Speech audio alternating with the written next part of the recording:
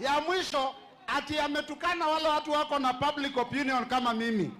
Wale wako na katumbo na tuko wengi. Hata sisi kura yetu imefanya nini? Mungu awabariki. Harambee. Asante. Tuko na Senator wa Makueni, the Honorable Senator Dan Manzo. Harambee! Harambee! Huyo Senator Cheriot ambaye anachezea Rigiji, tunataka kwanza atueleze ile miili ya emergency imepatikana pale kwake, ilizikwa wapi, lini, na kwa nini waliua watoto wa Kenya. Harambee! Hadi asiende Kasongo, hadi asiende.